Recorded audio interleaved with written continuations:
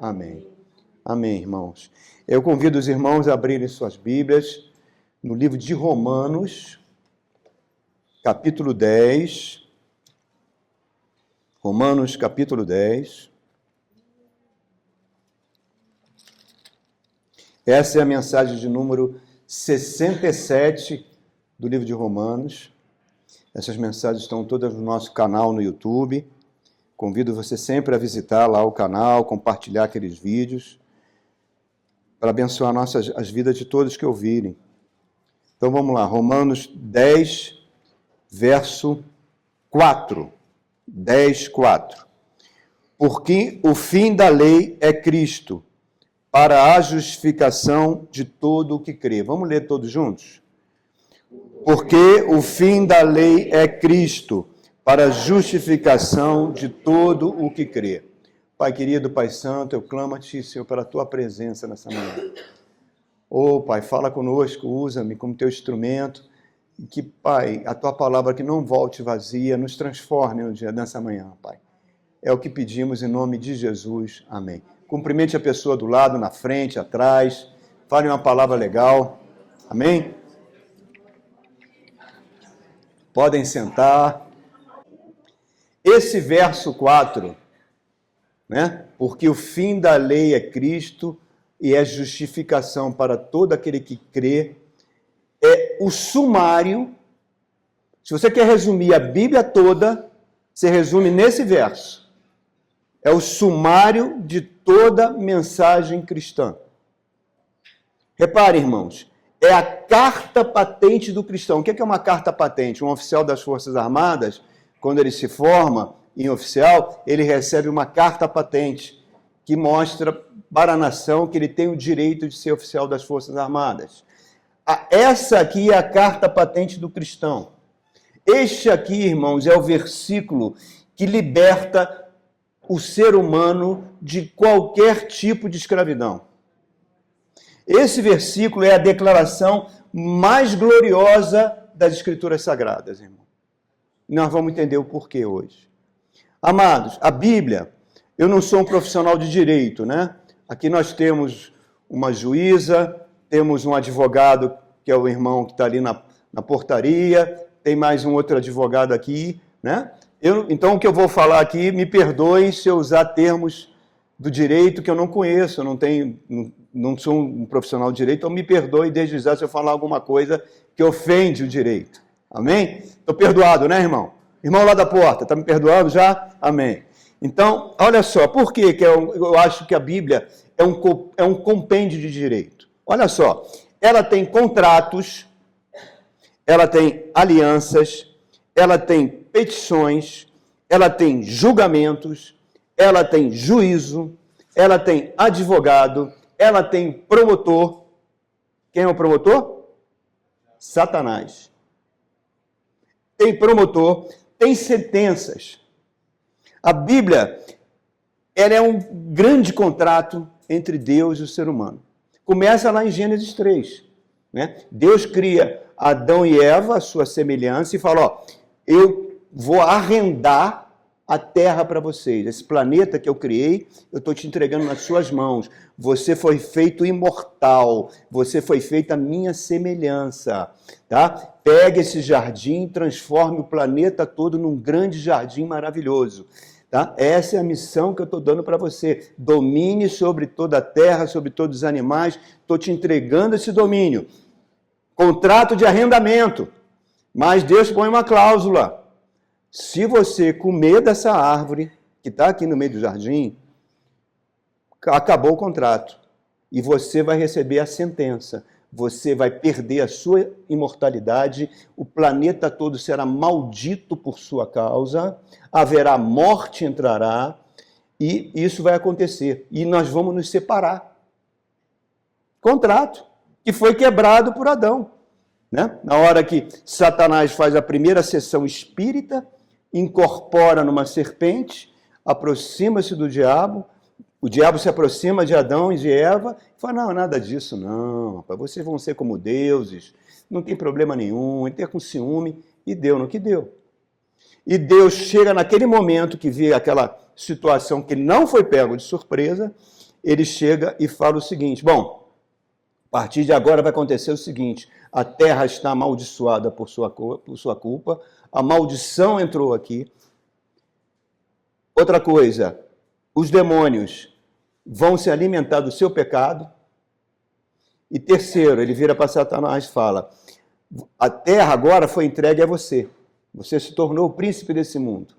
Mas não vai ser sempre assim, porque o filho dessa mulher, o filho de Eva, vai vir, vai nascer e vai esmagar a sua cabeça e vai tomar das tuas mãos o reino e vai ser devolvido ao ser humano novo que será criado a partir dele. E aí começa a história humana, né, irmãos? Se você vai lendo a Bíblia, você vai vendo Deus fazendo o tempo todo alianças e contratos. E esses contratos vão sendo quebrados. Os contratos vão sendo quebrados. Chega um momento que Deus faz um novo contrato com Moisés. Chega para Moisés e fala: olha, você entrará, você será o instrumento para libertar o meu povo, certo? E acabou os 440 anos de escravidão, eu vou pegar esse meu povo, vou atravessar o deserto, vou levar para Canaã, a terra que eu prometi a Abraão, e vocês vão viver ali de acordo com a minha lei, vão prosperar ali de acordo com a minha lei, e para que nasça a criança naquela terra que vai esmagar a cabeça da serpente. E aí começa a travessia, no meio dessa travessia acontece algo fantástico, né? Aquele monte Sinai começa a tremer, fogos de trovões, Deus está lá no alto, chama Moisés e dá a lei. E dá a lei. Entrega na mão de Moisés a lei, né? Repara só, Deuteronômio 28 diz, Moisés vai ser morto, vai morrer naquele... Tempo depois de que ele fazer esse discurso, ele vai morrer, ele fala o seguinte: se vocês obedecerem os preceitos dessa lei, vocês vão ser muito prósperos, vocês serão muito abençoados. Reparem, só os judeus estavam recebendo aquela lei, nenhum povo da terra estava recebendo aquela lei, somente eles. Então, vocês vão preparar a terra para que o filho venha a nascer. Então, reparem, o título da mensagem é: o fim da lei de Deus? É uma pergunta. E ela continua: 10 pontos que dizem não. Esse é o título da mensagem. Então vamos ao primeiro ponto. Ponto 1. A lei de Deus é estruturada, ancorada nos 10 mandamentos. Ela sofreu acréscimo, mas a estrutura dela são os 10 mandamentos. Desses 10 mandamentos, a irmã leu para nós aqui, Mateus, tem 2 mandamentos que se sobressaem: amar a Deus sobre todas as coisas e amar o próximo como a si mesmo. Se eu amo o próximo, eu cumpro os 10 mandamentos da lei. Por quê? Quem ama não adultera. Quem ama não furta.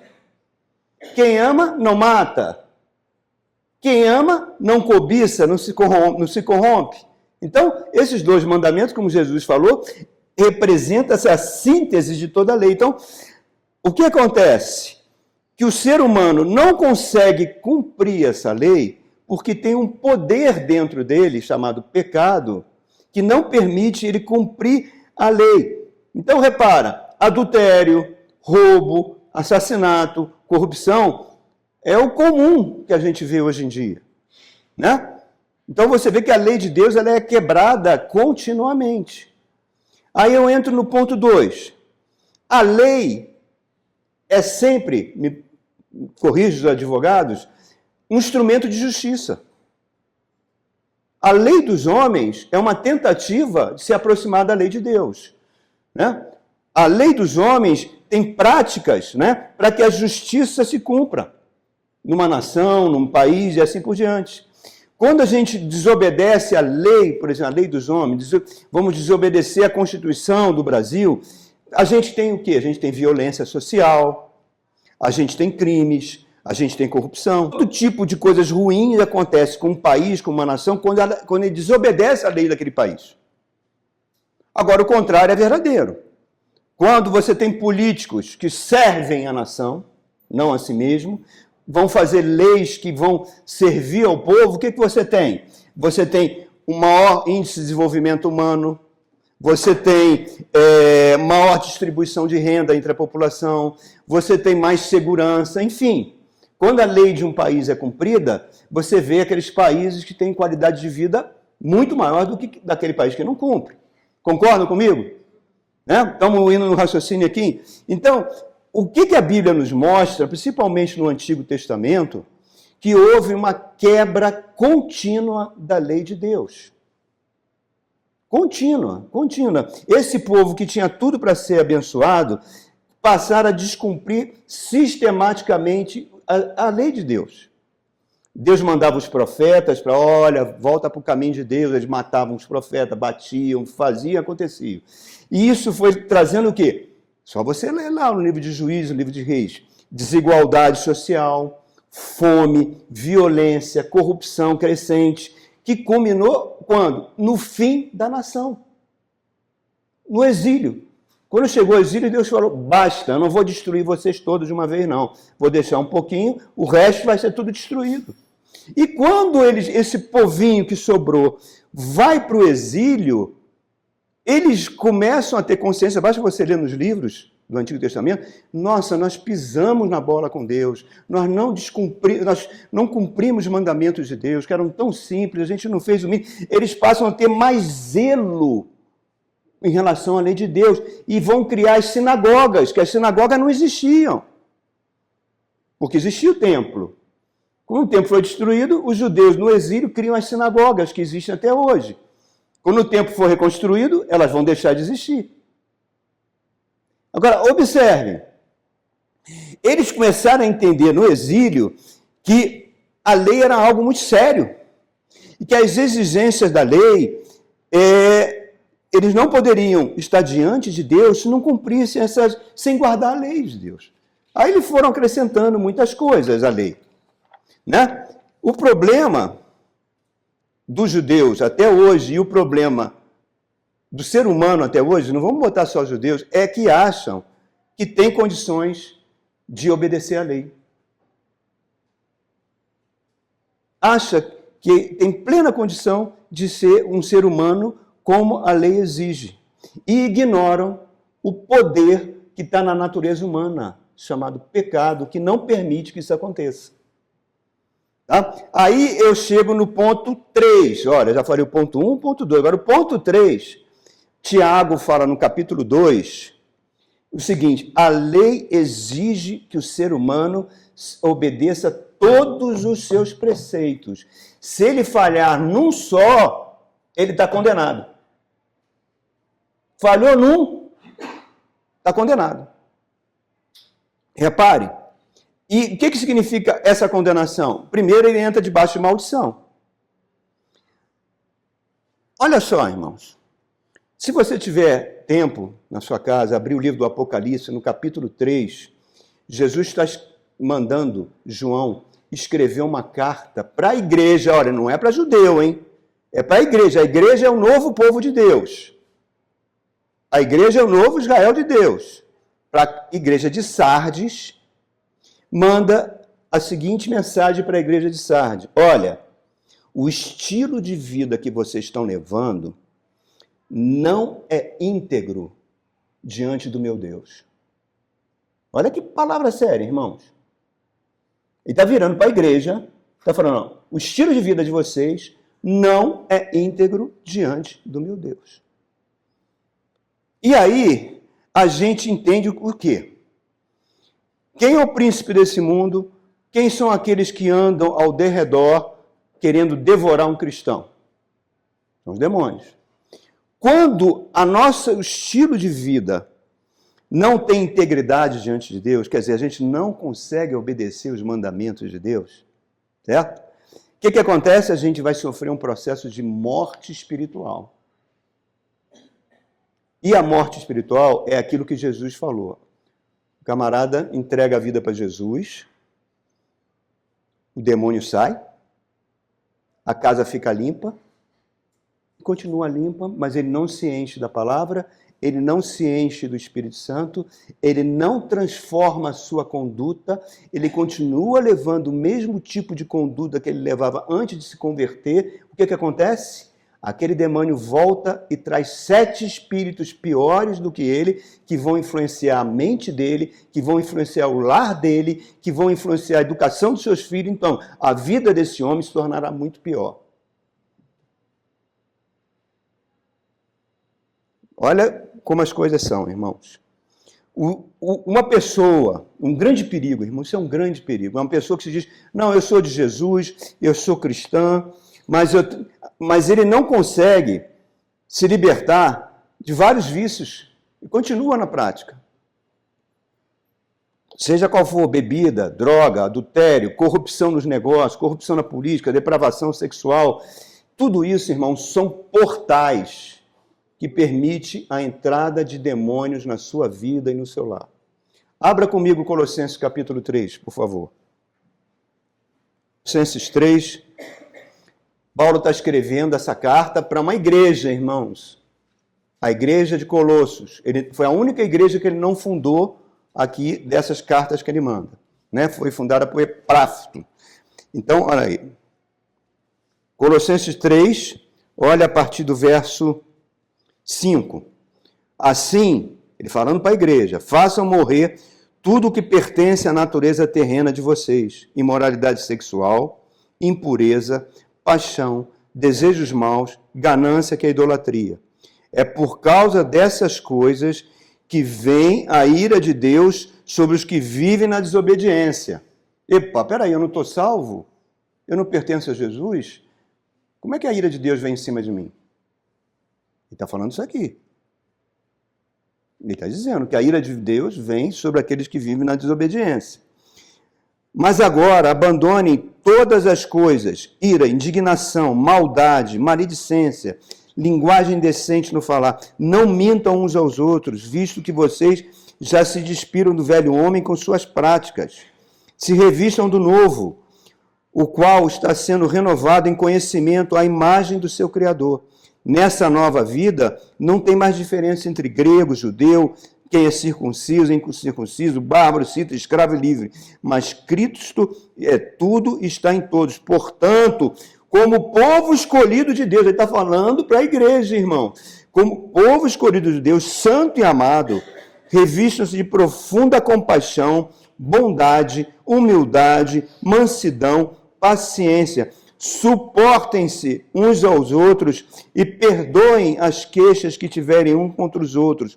Perdoem como o Senhor lhes perdoou. Repare, irmãos, o pecado colocou a humanidade numa situação de condenação. O pecado fez que a humanidade perdesse a sua função. Porque ele criou Adão e Eva com propósito. O pecado foi e detornou esse processo. Então ele perdeu a função. Deus podia chegar e passar o rodo e fazer tudo de novo. Não podia? Não fez por quê? Porque a Bíblia diz que o sangue de Cristo foi derramado antes da fundação do mundo. Só por causa disso.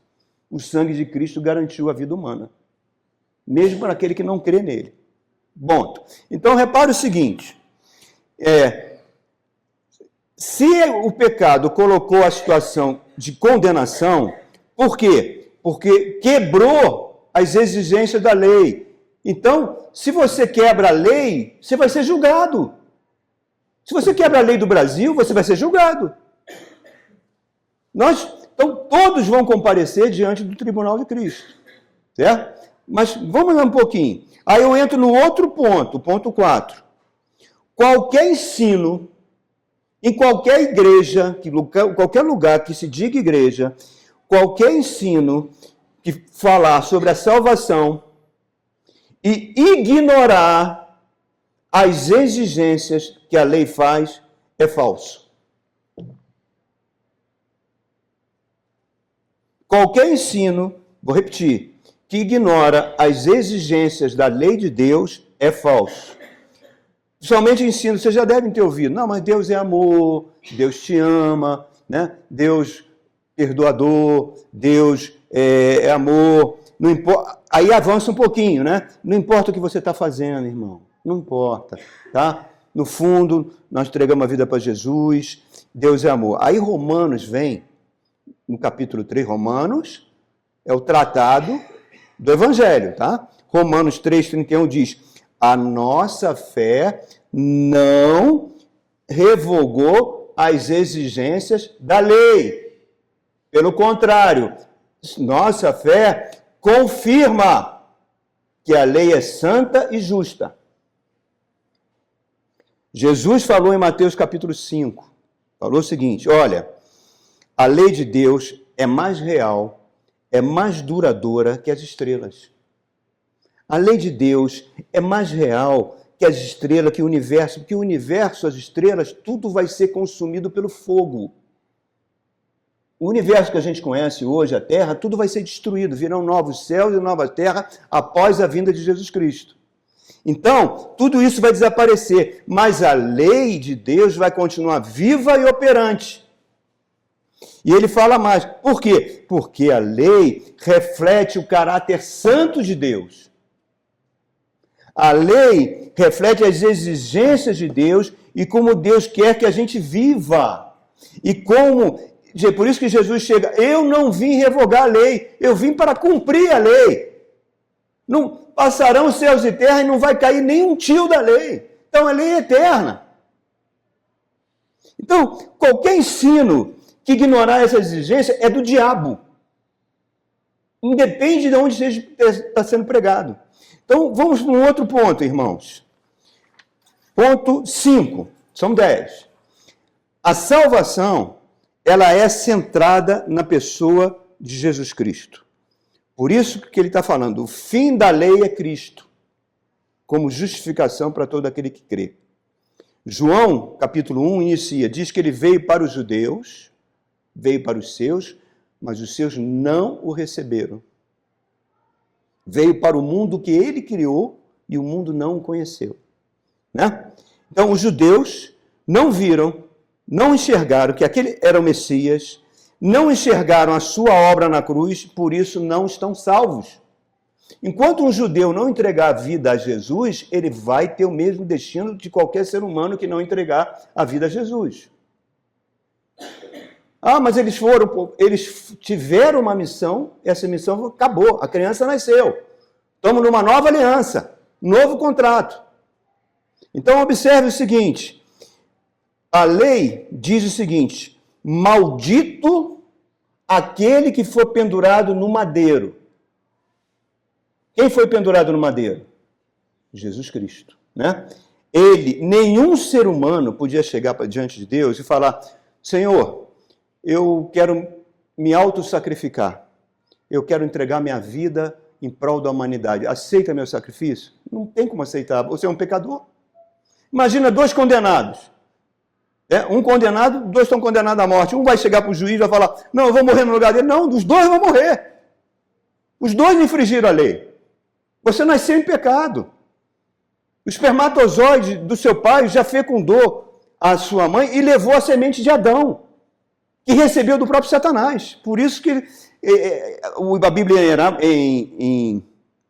em hebraico chama Satanás de Arum, que é serpente, e diz que Adão se transformou em Arumim, a imagem da serpente. Ele perdeu a imagem de Deus e se tornou um outro ser. O ser humano é um outro ser.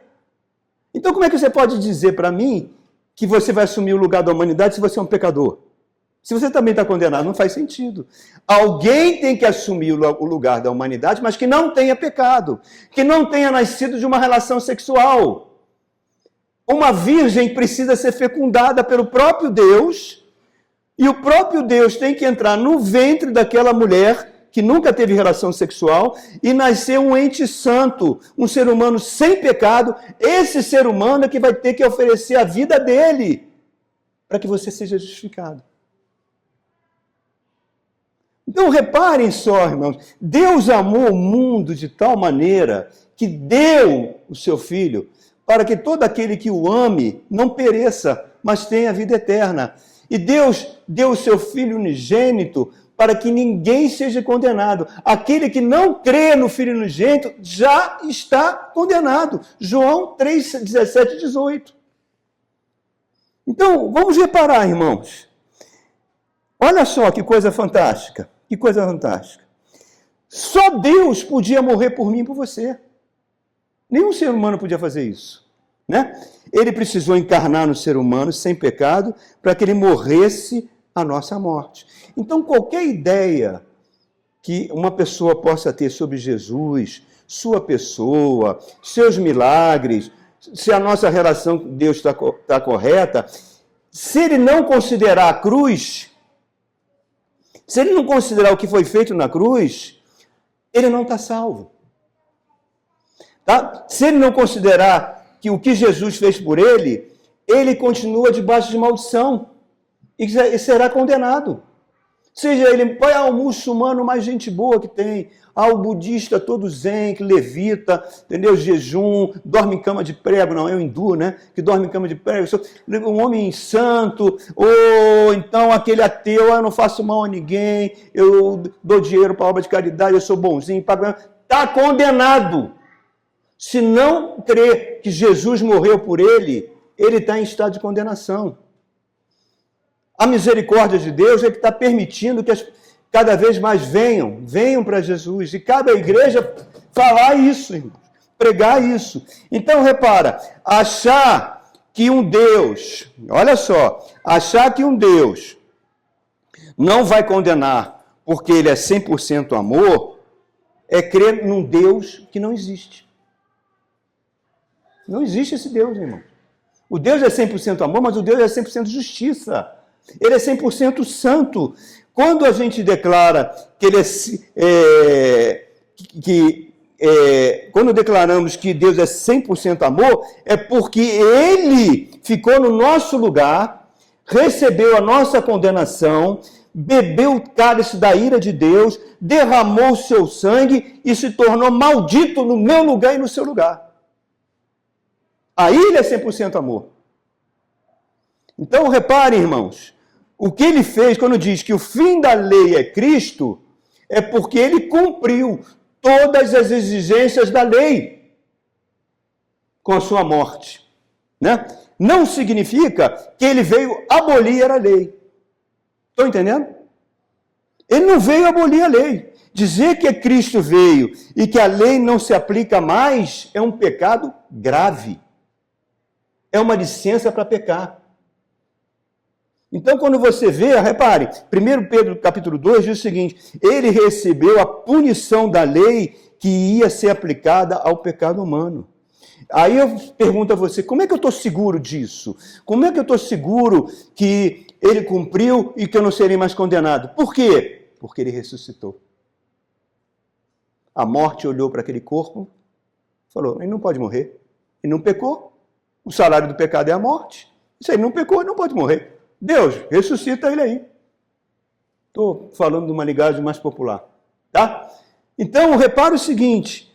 Por isso que Romanos 4, 25 diz o seguinte: ele foi entregue à morte pelo nosso pecado e ressuscitou para a nossa justificação. Cara, isso é lindo demais, irmãos. Isso é lindo demais. Ele ascendeu o Pai. Maria Madalena foi tocar nele, ele falou, não me toques, que eu ainda não subi ao Pai. Chega diante de Deus, apresenta o seu sangue como o Cordeiro de Deus que tira o pecado do mundo. Deus recebe o seu sangue e fala, está consumado. Ele já tinha falado isso na cruz. Está consumado. Todos aqueles que acreditarem no que você fez estão justificados. É lindo demais, irmãos. A gente precisa compreender isso. Porque isso afeta a nossa vida.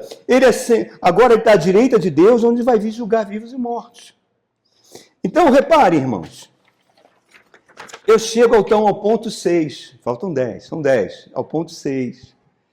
É um grande erro dizer, eu não estou mais debaixo da lei, eu estou na graça.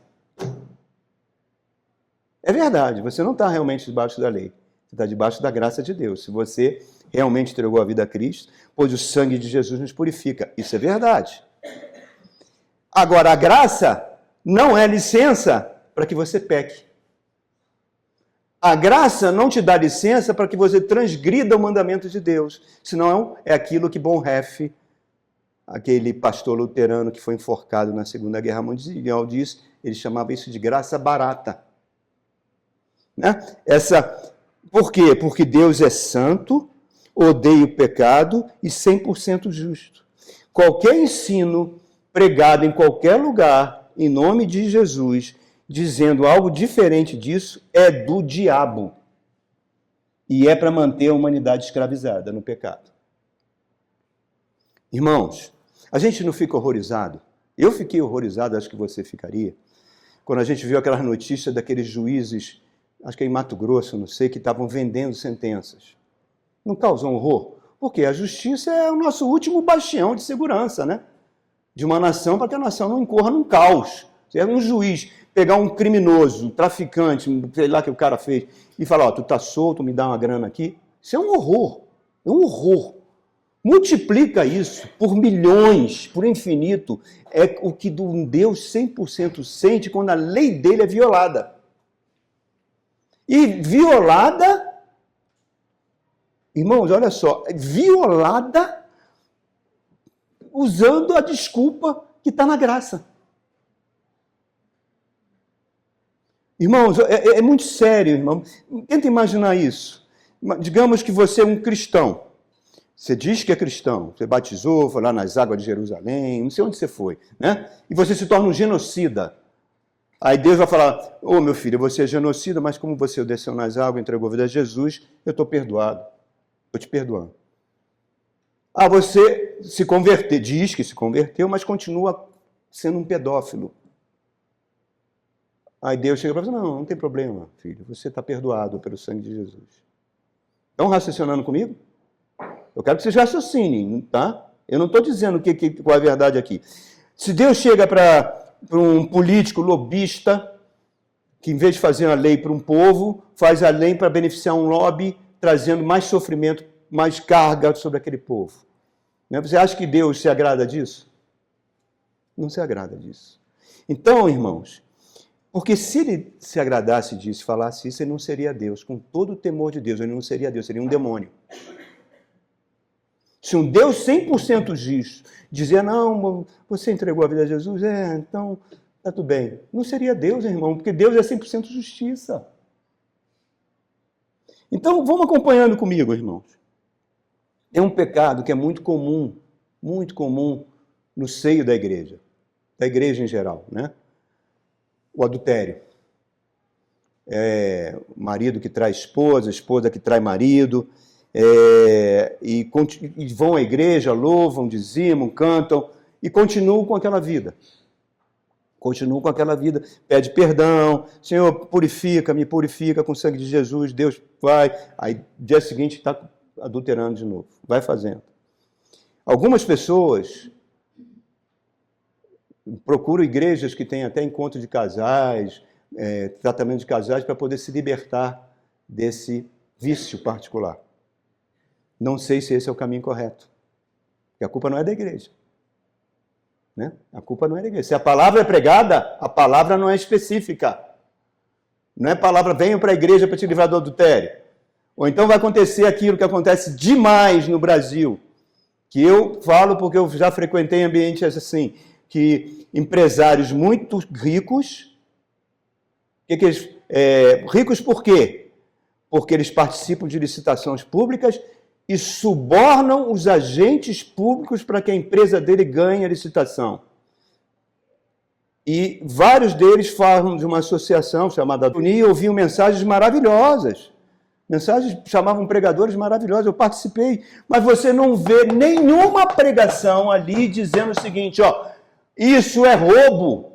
Deus abomina a prática corrupta. Balança enganosa para o Senhor é roubo. Você não vê.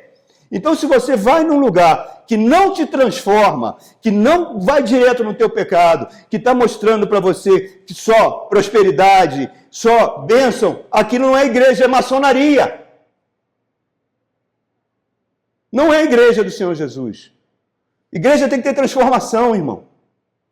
Tem que trazer arrependimento. Tem que colocar o joelho no chão e falar, eu estou errando, me ajuda. Eu sou uma nova criatura. Eu não posso continuar nessa prática. Viu aquela passagem que um jovem resolve seguir Jesus? O jovem rico chega para Jesus e fala, Senhor, o que eu faço para entrar no reino de Deus? O que Jesus responde? obedeça os mandamentos. Os 10. Aí Jesus começa a citar. Não roube, não adultere, honre pai e mãe, não cobice. Os 10 mandamentos, aquela listinha. O que o jovem fala? Eu tenho obedecido isso desde a minha juventude. Eu tenho cumprido com isso desde a minha juventude. Aí Jesus, a Bíblia diz que Jesus olha com ele com amor. Meu filho, só está faltando uma coisinha para você. Pega essa dinheirama toda que você ganhou aí, começa a dividir isso, dá para um pobre aqui, ajuda ali, entendeu? Faz alguma coisa, entendeu? Depois vem e me segue. E diz que ele saiu triste e falou, Jesus, esse aí não dá não. E o que Jesus fala em seguida? Chama a galera toda, os fariseus vêm ouvir também, e fala, como é difícil um rico entrar no reino de Deus. É mais fácil um camelo entrar pelo buraco da agulha do que um rico entrar no reino de Deus. Aí os fariseus começavam a zombar dele, por quê? Porque amavam dinheiro. Parece hoje, né, meu irmão? Parece que a gente está vendo a igreja hoje. Então, reparem, irmãos, não se busque a igreja por causa de vícios específicos. Eu tenho problema financeiro, eu vou para aquela igreja que tem a campanha da prosperidade. Não existe isso, irmãos. Existe a igreja que prega a palavra. É com a palavra que a gente vive. Se a gente vive a palavra de Deus é poderosa para nos transformar. O diabo chegou para Jesus no Monte da Tentação e falou o seguinte, você não é filho de Deus? Pega esses pães, essas pedras aí, rapaz, está 40 dias sem comer, pega essas pedras, transforma em pães. Jesus responde com a palavra, cita Deuteronômio, nem só de pão viverá um homem, mas sim tudo que procede da boca de Deus. Aí ele vai na segunda. Jesus, a palavra, Salmo 91, diz que os anjos vão te segurar na tua mão. Pula, vem cá, vou te levar. Não sei como ele levou Jesus. Imagina o poder desse cara. Levou Jesus e botou em cima do templo. Pula! Está escrito que as palavras que os anjos vão te proteger. Pula. Não tentarás o Senhor teu Deus. Deuteronômio. Na terceira ele fala, Jesus, faz o seguinte, está vendo esses reinos todos? Olha só, a bolsa da Gucci, olha só quantas coisas poderosas, jatinho, olha só, eu te dou tudo se você me adorar. Sai, Satanás, adorarás apenas o teu Deus. Novamente, Deuteronômio. Palavra, a espada do Espírito. Você não precisa buscar a igreja para corrigir vício, tá? A palavra tem que produzir arrependimento. E um cristão precisa compreender sempre que o mandamento de Deus está sendo quebrado, porque se ele não tem essa compreensão, vai impedir ele de ser abençoado, amado e orientado por Deus. Vai impedir, irmãos. Não estou dizendo que ele vai ser lançado no inferno, mas a vida dele aqui vai virar um inferno. E Deus vai disciplinar. Vai disciplinar. Porque Deus ama, Deus não quer que você se perca. E a disciplina, meu irmão, dói. Às vezes Deus arranca tudo de você. Como ele fez com Nabucodonosor, arrancou tudo. Virou mendigo, vai morar no mato, que nem um bicho. Perdeu tudo. Até reconhecer que o céu manda. Irmãos, olha só. Ponto 7. Tudo bem, eu estou em Cristo, a lei não vai me condenar. Se eu creio em Cristo. Mas ela não saiu de vigor, irmãos. Ela está lá, ela continua. Ela não é temporária, ela é eterna. Todos estamos sujeitos aos 10 mandamentos de Deus. Seja judeu, gentio, é o padrão de julgamento divino. Um juiz, para julgar alguém, né, ele tem que ter um padrão, ele tem que ter uma lei, uma constituição para condenar ou absolver. Ele não pode sair da cabeça dele. Né? Tem que sair de acordo, o advogado está ali para mostrar, é isso aqui, que ele fez isso, o promotor não, mas ele, o que o promotor faz? Ele descumpriu a lei, é isso que Satanás faz. Por isso que o nome dele é Satanás. O que significa Satanás? Vem do hebraico latim Satã, que significa acusador. É ele abençoando Jó, porque tu cercou ele, deu tudo para ele, deu dinheiro, deu grana, não sei, deixa eu tocar, vamos ver se ele vai continuar te abençoando. Aí Deus faz, toca, mas não mate. Hein? Então, repare, irmãos, Pedro fala que o diabo anda ao derredor. Ao derredor de quem? Do mundo não, que ele já tá todo mundo na mão dele. Mas do crente, do que se diz cristão, querendo devorar. Por quê? Ele fica oferecendo as bandejas, irmãos. Se a gente aceita, a gente está permitindo que isso tudo aconteça. Então eu entro no ponto número 8. O propósito da salvação, de Cristo ter morrido na cruz, foi para nos habilitar para vivermos de acordo com as exigências da lei. Ele enviou o Espírito Santo. Já que a gente não consegue cumprir a lei, o Espírito Santo vai nos ajudar, por isso que ele é ajudador, por isso que ele é consolador e confortador, a cumprir essas exigências. Então, olha só, se é um perigo, irmão, eu levar um estilo de vida abaixo das exigências da lei, isso é um perigo, irmão. Eu estou abrindo brechonas na minha vida, tá? Eu estou ignorando o mandamento de Deus. Ignorar o mandamento de Deus é ignorar o Evangelho. É negar Jesus. Tem uma advertência, irmão, que ela é perigosíssima, que ela dói. Abra lá em Hebreus, por favor. Capítulo 6. Hebreus 6.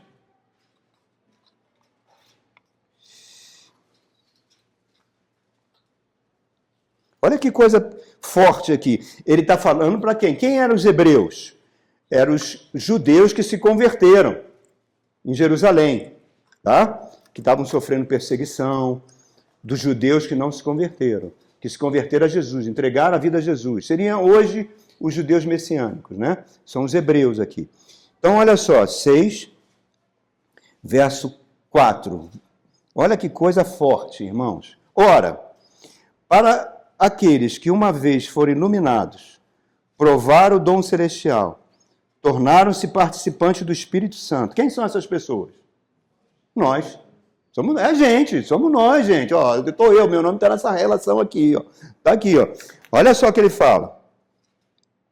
Participantes do Espírito Santo. Experimentaram a bondade da palavra de Deus e os poderes da era que hão de vir e caíram. Não está falando de um pecado que você comete, tá, irmãos? Está falando daquela pessoa que está cometendo sistematicamente um pecado, que está abandonando completamente o Evangelho.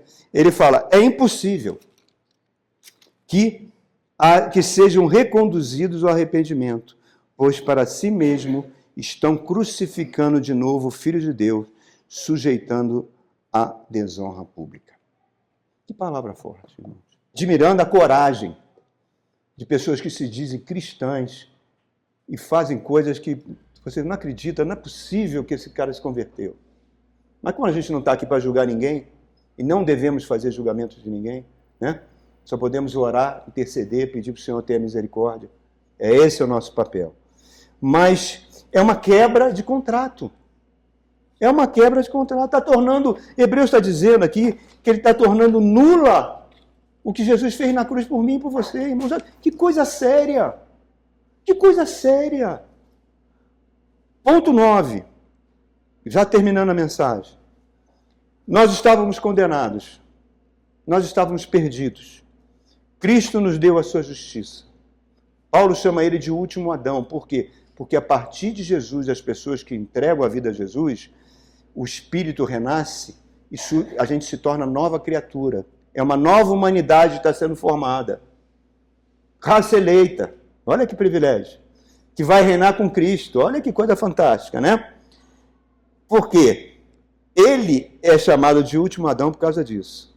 Abra, acho que é a última? É, a última passagem de hoje. Romanos capítulo 6, por favor. Vamos ler o verso 3. Fala assim. Ou vocês não sabem que todos nós que fomos batizados em Cristo Jesus, fomos batizados em sua morte? Portanto, fomos sepultados com ele na morte por meio do batismo, a fim de que, assim como Cristo foi ressuscitado dos mortos, mediante a glória do Pai, também nós vivamos uma vida nova. Quer dizer, se você desceu as águas, significa que você está declarando para todo mundo que está morrendo. Eu morri com Cristo, aquele Wagner morreu. Tá? Está saindo um novo Wagner ali.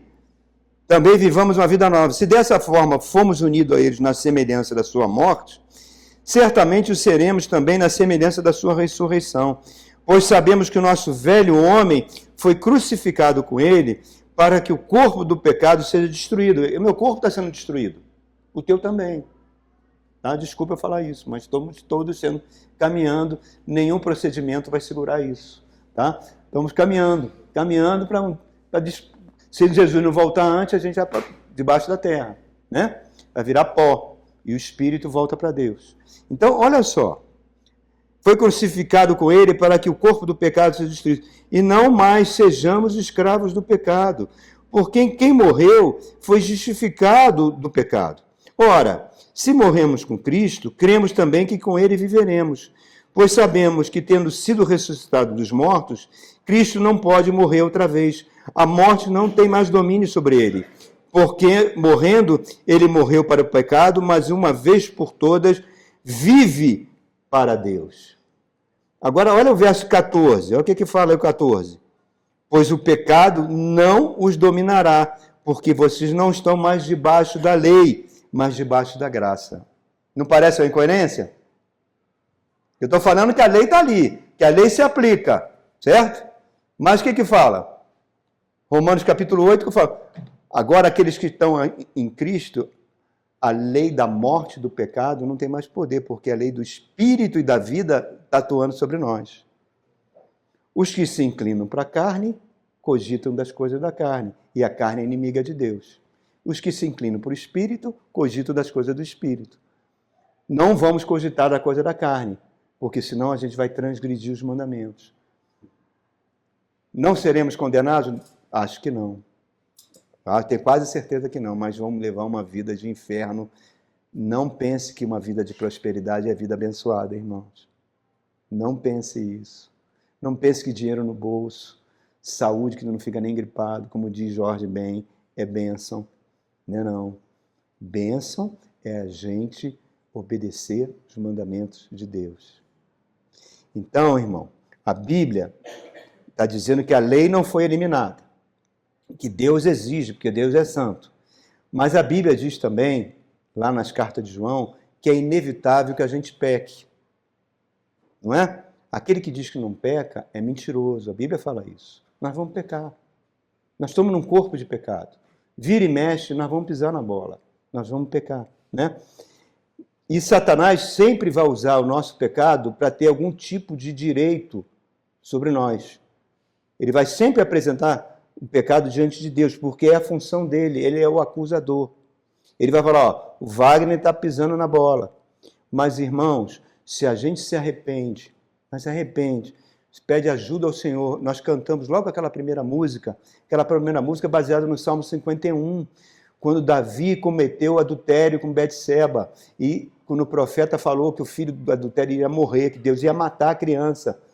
O que Davi cai no chão clamando e ele fala, não tire de mim o teu espírito. Porque se o Espírito Santo vai embora, irmão, nós estamos roubados. E está chegando o tempo que ele vai embora da terra. Que a humanidade vai ser entregue à própria sorte. Ele vai embora. Ele vem no Pentecostes, mas está com os dias chegando cada vez mais próximo de ir embora. Então ele fala, não tire. Porque aí a gente pode chegar para o diabo e falar isso. Porque o fim da lei é Cristo para todo aquele que crê. Eu fui justificado, Satanás. Eu fui liberto. Eu agora sou uma nova criatura. Você não tem mais direito sobre mim, nem tocar na minha vida, nem na vida da minha família. E a gente chega, então, no último propósito. O último, irmãos.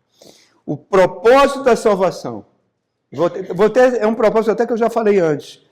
Com a ajuda do Espírito Santo, é nos habilitar para viver de acordo com as exigências da lei.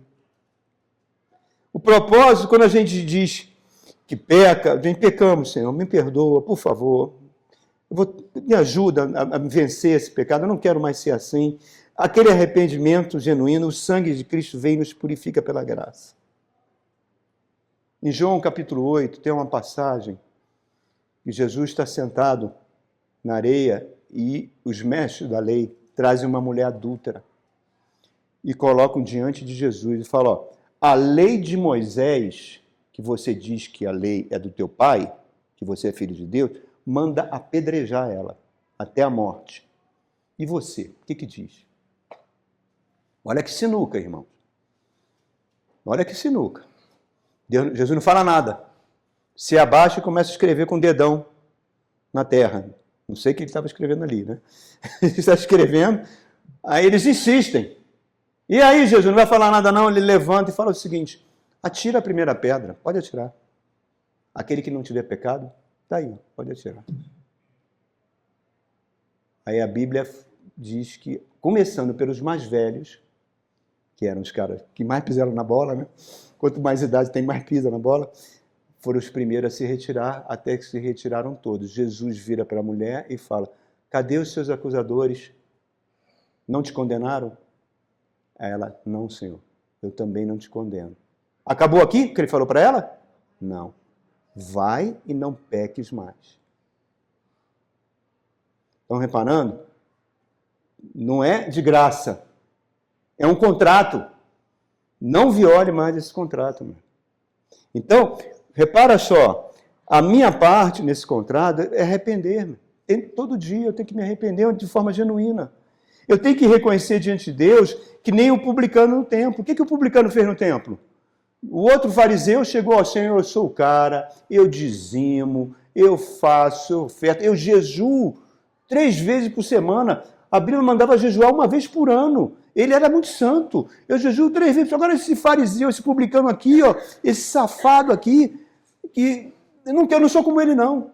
Diz que o publicano batia no peito, não levantava a cabeça para o céu, batia no peito e falava: Senhor, tenha misericórdia de mim, que eu sou um pecador. O que Jesus fala? Ele foi justificado. A gente precisa reconhecer isso, irmãos, que existe um poder dentro de nós destruidor. Nós somos pecadores, né? Temos que reconhecer. Me permitem fazer uma analogia? Eu vou criar uma historinha que eu criei da minha cabeça para tentar fechar, exemplificar. Imagina você, espero que não aconteça com ninguém, mas imagina uma pessoa tem um filho que o garoto, sabe, não estuda, vai crescendo, não trabalha, fica aquele cara dependendo do pai da vida toda, sabe, em casa, tipo, o pai fica: pô, esse cara não para emprego nenhum, é isso. Ah, já sei o que eu vou fazer. Eu ajudei aquele deputado na campanha, vou lá procurar o deputado, vou pedir emprego para o meu filho. Ok? Aí ele chega para o deputado e fala: deputado, eu ajudei o senhor. Essa história é inventada, tá? Está saindo da minha cabeça para tentar explicar aqui mais ou menos o que acontece com a gente. Deputado, por favor, eu te ajudei na campanha, dá um emprego aqui no seu gabinete para o meu filho. Pode pegar um pouquinho do salário dele, não tem problema não, mas dá um emprego para ele. Bota ele numa mesa ali no cantinho, ele não vai incomodar ninguém, não vai perturbar ninguém. Aí o deputado: tá bom, vou dar uns... Bota ele para trabalhar. Tá? Ele não fazia nada, ele estava ali na mesa, ninguém pedia nada para ele, então ele estava achando que estava... Tô bem, cara, entendeu? Eu tô por cima da carne seca, tô ganhando dinheiro aqui, tá tudo ótimo. Nunca pediram nada para ele fazer nada. Um dia tem uma greve, daquelas greves, sabe, que ninguém consegue chegar no trabalho. E, por incrível que pareça, ele chegou. Chegou no gabinete, sentou na mesa dele, o dia inteiro ali com a garrafa de café. O deputado entra na sala, que mente fértil, né?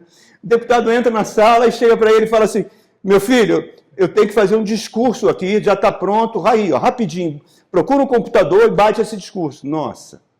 E o deputado sai. Ele pega aquele discurso, começa a tremer todo, né? Levanta, derrama o café em cima do discurso. Pega o computador, que era 220, liga em 110, queimou o computador, queimou tudo, começou a pegar fogo dentro do gabinete. Um incompetente completo. Só que ele não sabia que ele era incompetente. O advogado é a lei. Eu quero que você faça isso, meu filho. E nós somos esses incompetentes. Achamos que vamos cumprir. E a gente, às vezes, não consegue cumprir. Deu para entender? Olha só, irmãos. Quando Jesus diz para a adúltera: não peque mais, ele diz a mesma coisa para o paralítico. Lembra do paralítico? Ficou 38 ou 36 anos, né? Paralítico, hoje você está curado. Pega o teu leito, vaza, ele pega, e não peques mais para não suceder coisa pior contigo. Ele falou isso. Aí eu trago a última analogia. E aí a gente encerra essa mensagem. Essa não é minha, essa é do Atmani, um pregador chinês que morreu numa prisão comunista na China. Ele nunca escreveu um livro, tudo foi de pregações que ele fez, que o pessoal juntou essas pregações e geraram alguns livros dele. E esse livro está no livro Vida Cristã Normal, que ele fez sobre Romanos capítulo 8. Ele fala o seguinte, que nós somos uma mulher, nós, seres humanos, que se entregaram a vida, que precisam entregar a vida a Jesus, que casou com um marido extremamente rigoroso, né? Daqueles maridos machistas, misóginos, tudo que você imaginar. E ele exigia da mulher uma perfeição incrível. Chegava em casa, passava o dedo na mobília para ver se tinha pó, a comida tinha que ser top, tudo top, e ela não conseguia, cara. Não conseguia, ela era relaxada, ela era uma mulher tranquilona, toda zen, pediu uma babá, ele não deu, pediu uma empregada, ele não deu, não, você que tem que cumprir isso tudo, tem que fazer isso tudo, e ela não deixou a mulher trabalhar, enfim, a mulher tinha que ser aquela mulher, né, a Amélia, que tinha que fazer tudo e não conseguia cumprir os requisitos, ele era bom, o marido era bom, o marido não pecava, o marido não batia, não fazia nada, era um marido perfeito, mas exigia coisas que ela não podia cumprir. Aí ela soube que tinha uma pessoa que ajudava, que essa pessoa, naquele país, ela casou com muitas pessoas. E todas elas ajudavam, esse homem ajudava a fazer as tarefas mais difíceis, ele fazia tudo por ela. Cumpria tudo. Então ela começou a querer casar com aquele homem. Eu quero casar com aquele homem, mas eu não posso. Se eu casar, o país vai me chamar que eu sou adúltera, eu vou ser apedrejada. E esse homem não morre. Ela não podia nem ficar viúva, porque a lei não morre. A lei é eterna. Nós somos essa mulher. Então ela ficava no dilema. Eu quero casar com aquele que vai me ajudar, que é Jesus. Mas não pode casar porque a lei não morre. Já que a lei é eterna, quem que tem que morrer? Sou eu. Eu que tenho que morrer. Então a gente morreu com Cristo. Descemos as águas do batismo, morremos, e aí nascemos de novo, aí podemos casar com Jesus. E Ele vai nos ajudar a cumprir a lei. Era isso, irmãos. Era isso que eu gostaria de compartilhar nessa manhã. Tá? Que a gente tenha esses pontos na nossa mente. Que a gente entenda que nosso Deus é santo, justo, mas é 100% amor. E que o sangue de Cristo nos purifica de todo pecado. Amém. Vamos louvar o Senhor? Amém?